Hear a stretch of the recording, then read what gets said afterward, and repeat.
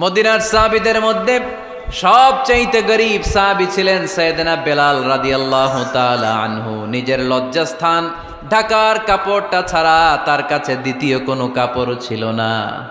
সকালে যদি খাবার পেত, দুপুরে খাবার ছিল না, দুপুরে পেলে রাতের জন্য ছিল না, আজকে খাবার থাকলে কালকে নাই।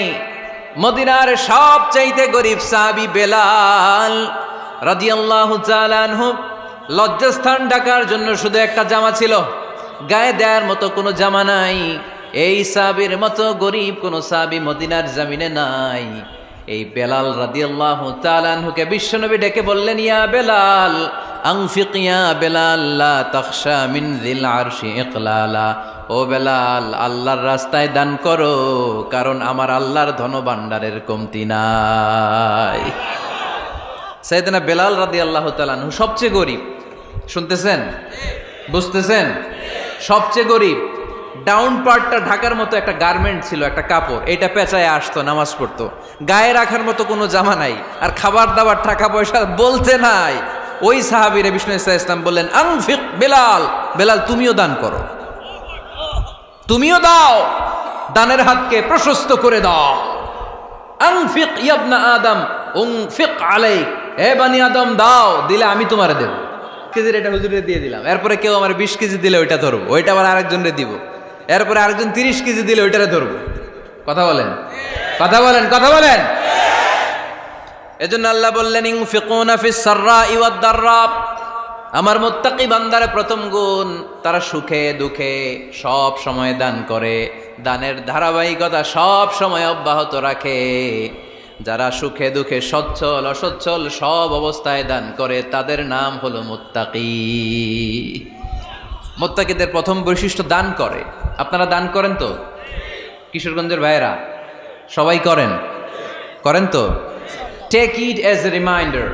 আজকের এই আলোচনাটা একটা রিমাইন্ডার হিসেবে নেন। যাদের দান করতে একটু সমস্যা, মনে থাকে না, অলসতা বা একটু কিপটামির মনোভাব আছে, এই কিপটামি কৃপণতা ভুলে যান, দেন।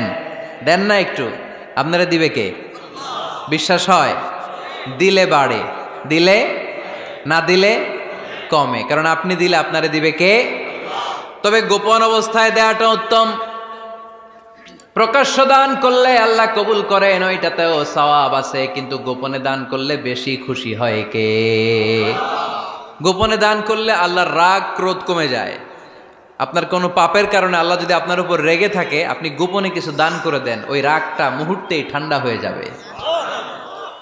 7 শ্রেণীর ব্যক্তিকে আল্লাহ তাআলা আরশের নিচে ছায়া দিবে কিয়ামতের দিন, যেদিন আকাশের সূর্যটা মাথার কাছে চলে আসবে, জমিনটা তামার জমিন হয়ে যাবে, তৃষ্ণায় মানুষের জিহ্বা বের হয়ে কুকুরের মতো নাভির সামনে ঝুলতে থাকবে।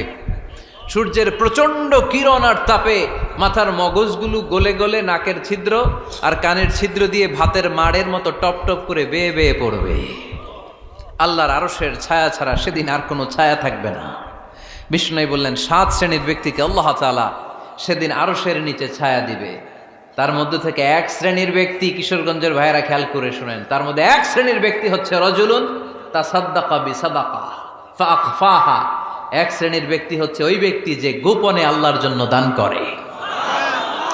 হাত্তা লা তা'লামু শিমালুহু মা তুনফিকু ইয়ামিনু। এমন গোপনে এসে আল্লাহর রাস্তায় দান করে দেয়, তার ডান হাত কি দান করেছে বাম হাত টের পায় না। ডান হাত কি দিল, বাম হাত দেখে নাই। অন্য মানুষ জানা তো দূরের কথা, এই গোপন দান আমার আল্লাহর কাছে খুব প্রিয়।